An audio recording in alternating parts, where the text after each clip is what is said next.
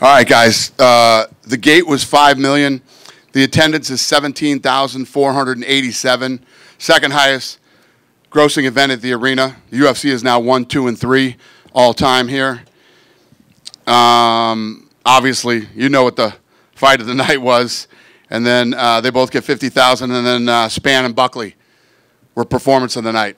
Congratulations to all of them. Dana, to your right, have you seen anything like that before where after the fight's over, and it's this incredible fight, the crowd stayed for 10 minutes? Yeah. Well, I already chanting Khalil's had put the name? belt on, walked all the way back to my room. We were talking. And then by the time he got on and was doing his interview, literally almost everybody was still in their seats. It's incredible. Yeah, well, it should. I mean, it's an incredible show of respect for both guys. I mean, what a hell of a fight. And Khalil Rountree, I mean, another level of tough. I was going to say, do you, obviously Alex is one of your biggest stars, if not your biggest star right now. But do you think Khalil, with this performance, like, he's going to become a draw in the future and that people are going to want to actively go out and see him fight? Yeah, I mean, you have to respect this guy. But, I mean, does anybody, did this not play out the way everybody thought it would? I mean, everybody knew, everybody at first was like, oh, he's ranked number 8. But you knew it was going to be a badass fight. You knew it was going to be a badass fight. You can never measure heart. You don't know how that's going to go. Well, now you know. In the third round and maybe into the fourth round there, Alex's jab really started to pick up. And did you feel like when he was landing that jab and the 1-2 that was really the difference in the fight where Khalil maybe wasn't able to breathe after that? I felt like the difference was the low leg kick. And when he started calf kicking him, he was destroying that leg, and he was having trouble putting pressure on it, and he was having trouble with his punching power, his movement, everything. And he systematically just started picking him apart. And he said, when I watched the feature, he said, listen, this guy hits hard. He's tough. He's this, he's that. And this guy has a dream. But my fight IQ will win this fight. He said that in the combo feature, and that's exactly the way it played out. Two other questions for me. One, you were so high on Anderson Silva during his run. Alex has lost to Israel, but he's beaten probably a better quality of opponent than Anderson did in that run, especially in the first part of that run. How do you think this run of Alex's compares to what Anderson did at that point? There's no doubt. What this guy has done is unbelievable. Not just in, if you want to compare, and the way he's done it. The way he's done it. I mean, this guy destroys everybody. And then the last question: what did you think of the judging in the co-main event? I mean, it seemed to me. I thought your judging tonight was atrocious. Yeah. Felt like I was at a boxing match in Ireland tonight. Right here. Yeah. Obviously, one of the appeals of Alex is he fights pretty regularly, like almost like he's like 300, 303, and now Salt Lake. After a fight like this, at some point, I know you like fighters that are active, but you just kind of have to tell him to maybe pump the brakes for a little bit, especially after a fight like this? Yeah, I don't know. I don't know what this guy. I mean, this guy always wants to fight. He's 38 too. It's not like he's 28 and he's got this many fights. But I don't know. We'll see how it all plays out. And I know you just said the judges were atrocious, but what did you make of the Mario Bautista-Jose Aldo fight? I thought the judging was atrocious tonight. I'll just leave it at that. It was atrocious. Kayla Harrison, obviously a lot of people thought she would kind of run through her opponents when she came to the UFC, had a hard-fought decision win over Ketlin. What did you make of her performance? And then obviously you showed her on the split screen when Juliana was getting the belt wrapped around her waist. Yeah, it's, when you get here, and I say it all the time, when you start to break into the top 5, the top 3, it gets tougher, And Juliana and Raquel are both dogs. I mean, they're dogs, so it should be fun. And Kayla did a lot of, she carried a lot of the promotion for this fight specifically, even in kind of the event. I mean, she drew a lot of numbers on social and media day. And if you kind of compare it to like Michael Chandler, MVP, even Ben Askren, when they all came over, they just kind of hit the ground running promoting-wise. They want to do all of the appearances. They carry the pressers. Is that them turning it on when they get to the UFC, or do you recognize this before? And no, I don't know if it's turning it on, but it's just another level when you get here. They feel it, you feel it. You fucking rot away in the PFL for years or the fucking Bellator and shit, and then you finally get here, you feel it.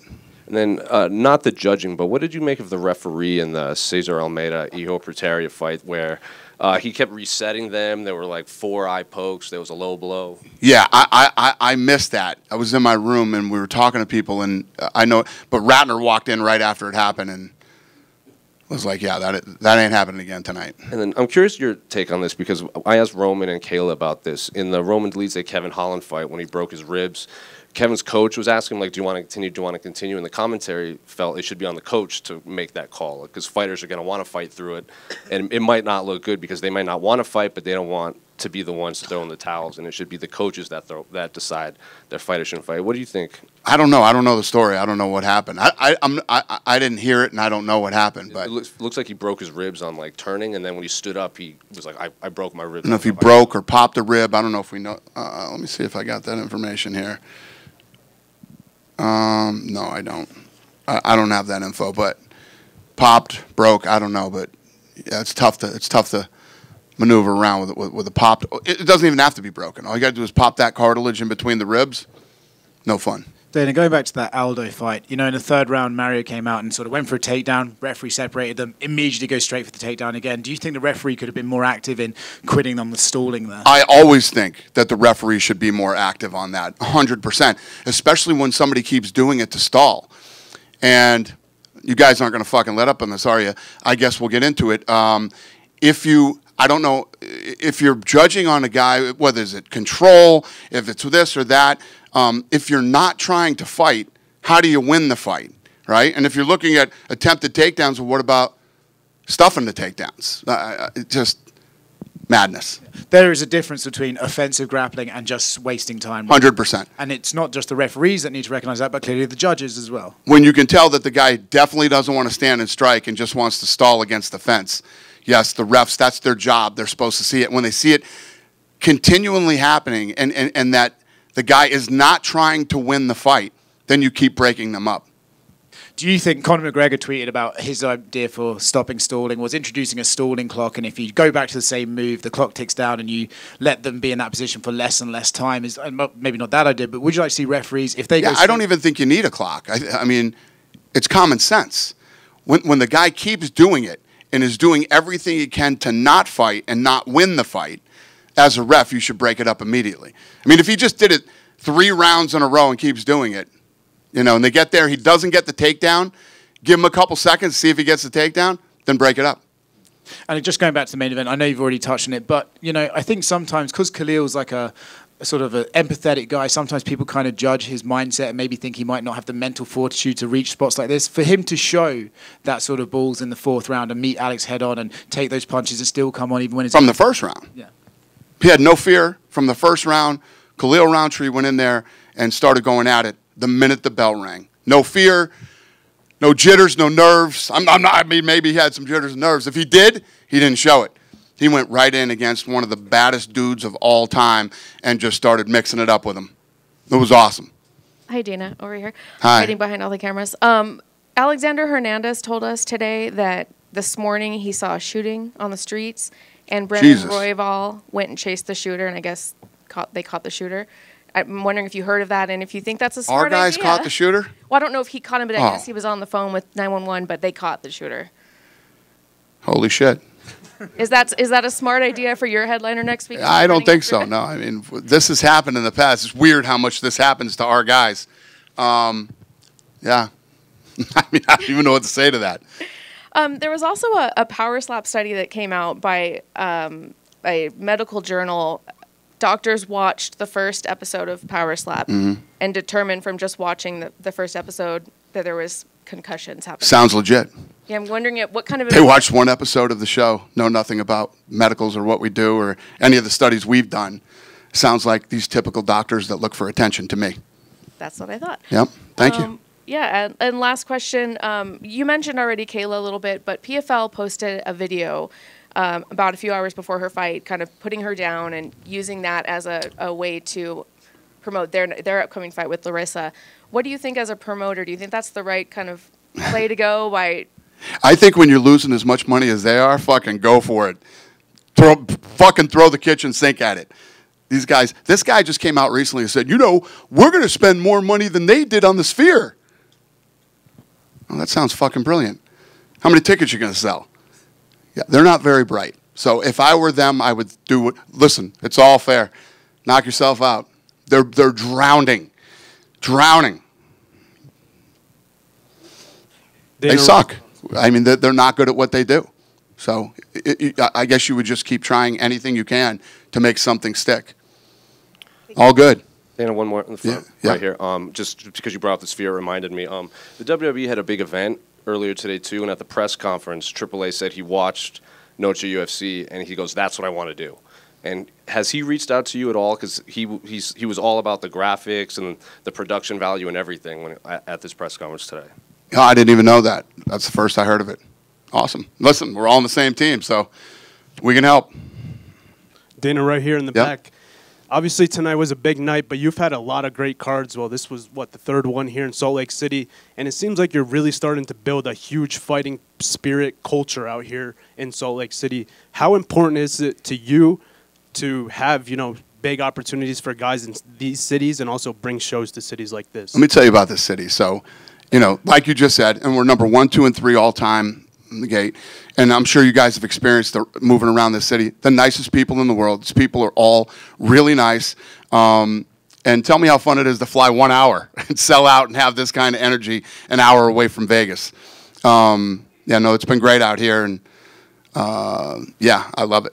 When you get to make a market in a place like this where you, like you said, it's a beautiful area that people come to support, does that encourage you to start doing that in other areas too, where the UFC may have never even been yet, but you see what you did here and you want to do that in other places? Well, that's what I do, right? I mean, that's what I do. We're talking now. We're going to start hitting some of these places that we haven't hit in a while. Pre-COVID, we're looking at like Seattle right now. We're looking at going back to Chicago and some of these other places like that. So that'll be coming up in 25. There was an amazing show in Tennessee. I don't know, man. That might be an idea. A couple years ago, you guys had an awesome show out there. But last from me, you're a guy who's accomplished quite a lot, man. You're getting into the boxing world now. It's another endeavor for you to have some fun with and do something new. I wanted to ask you, what are your biggest overall goals for yourself in your career at this point? My thing has always been the same since day one.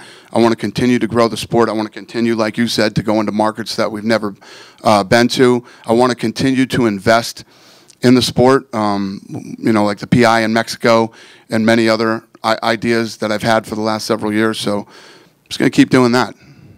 And also, I see your knuckles, man. You've been training. You've been hitting some pads. No, do they look busted? Oh, Jesus Christ! No, that's from Khalil. Oh, okay. Yeah. I didn't even see that. It's definitely not for me. I've been cold plunging, not hitting anything, believe me. Thank you. I'm too old to be hitting anything. Dana, right over here. Yeah. Just talking a little bit about Utah, the main staple of this entire state is Court McGee. He's been in the UFC now for 14 years, gets the win tonight. How much has he meant to the UFC and also just building the sport of MMA in Utah specifically? Well, all these guys do. I mean, all of them do. But Court's, obviously a special guy with an incredible story, and I saw him when he came out tonight, came out of the octagon, and just couldn't be a nicer human being, and I'm really happy for him and his family. You guys done with me? Over here, just kind of following up on that a little bit with just the way that the events in Utah like this continue to build on themselves. What is it in the water where it feels like? I mean, it started with an incredible kick and then a backflip, and then obviously that masterpiece out there. Like, what is it about this state, do you think, where UFC just kind of builds year after year on itself? What's the question? Just why do you think it just gets better and better every year here in Utah? Well, I'll tell you this: the sport is incredible, right? And the live event is amazing. Nobody leaves one of these live events and goes, "Yeah, I don't ever want to do one of these again." So every time we come, you have to assume that new people are experiencing it for the first time. Somebody who's experienced it many times will bring somebody new. And, I mean, that's how we've grown for the last almost 25 years. That's literally the formula. I hope I answered your question. No, perfect. Thank you. Done with me? Yeah? Have a great night, you guys. Thanks.